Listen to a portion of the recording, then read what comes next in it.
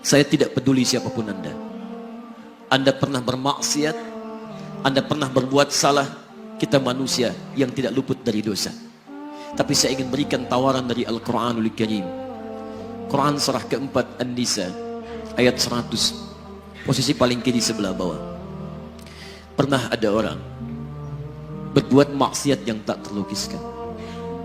Ada seorang yang pernah bunuh orang. Bunuhnya bukan 1, 2, 100 orang. Tak terlukiskan bilangannya. Kriminalitas tidak perlu diukur karena Anda akan lelah menghitungnya. Ketika Allah berkenan memberikan hidayah kepadanya, Masya Allah.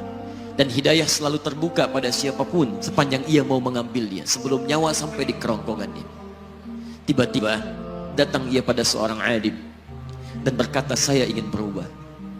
Alim ini kemudian menyampaikan pada orang dimaksud, Anda bukan berarti tidak bisa menjadi orang baik. Hanya Anda tinggal di lingkungan yang tidak mendukung Anda jadi baik. Keluarlah dulu dari tempat itu. Pergilah ke majlis ilmu sifulan, tempatnya ada di sana. Datang ke sana, belajarlah, dan Allah akan bimbing Anda berubah dari keburukan menjadi orang yang terbaik. Didengarlah nasihat alim ini. Berangkatlah orang dimaksud, menempuh perjalanannya. Tiba-tiba Masya Allah, belum sampai ke tujuan, di pertengahan jalan, konon disebutkan lebih sejengkal, tiba-tiba maut datang menjemputnya.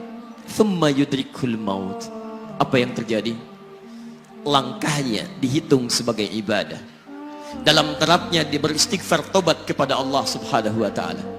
Taubatnya menghadirkan cinta Allah subhanahu wa ta'ala. Quran surah kedua ayat 222 di ujung ayatnya. Innallaha yuhibbut tawwabin. Allah mencintai orang-orang taubat. Dan cinta Allah menghadirkan ampunan bagi seluruh dosanya. Quran surah ketiga Ali Imran ayat 31, paling kiri sebelah atas. Qul in kuntum tuhibbunallaha fattabi'uni yuhibbukumullah. Allah cintai orang yang mau taat pada Rasulnya. Lihat, ketika Allah mencintai seorang hamba, wa yaghfir lakum dzunubakum, Allah ampuni seluruh dosa-dosanya. Derap langkahnya menghadirkan istighfar, taubatnya menghadirkan cinta Allah menghadirkan seluruh ampunan bagi dosa-dosa yang ia miliki. Maka apa yang terjadi? Di tengah perjalanan maut menjemputnya, thumma yudrikhul maut faqad waqa'a ajruhu 'ala Allah. Dan pahala diberikan kepada orang tadi. Di jalan, maaf, maut datang, taubat diterima, dosa diampuni, dan amalan didapati dengan derap langkahnya. Maka apa yang terjadi? Thumma yudrikhul maut faqad waqa'a ajruhu 'ala Allah. Pahalanya dituliskan oleh Allah, dakhalal jannah, kata Nabi, masuk surga orang ini.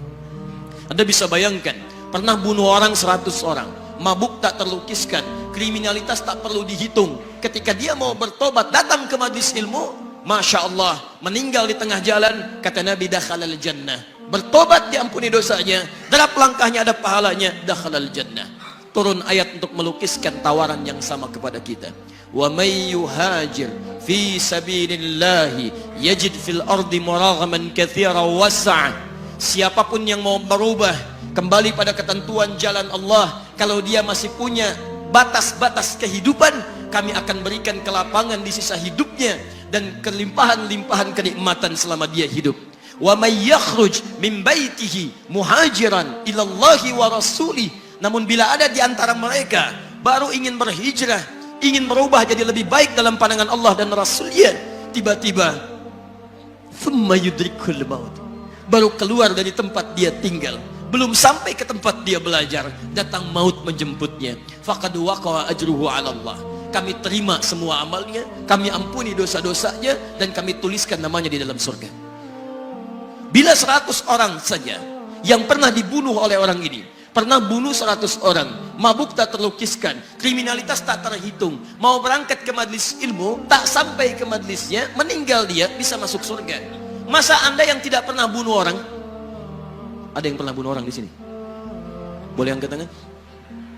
Ada polisi di sini, langsung saya sampaikan insyaallah. Anda gak pernah bunuh orang, Anda tidak pernah mabuk, Anda tidak pernah berbuat kriminalitas seperti orang dulu. Salah, wajar, tapi pintu tobat terbuka untuk kita semua. Masya Allah, bedanya dengan orang tadi belum sampai ke majlis ilmu, Anda sudah hadir di dalamnya, langsung di rumah Allah, diberikan tempat yang terbaik, dan kita akan belajar.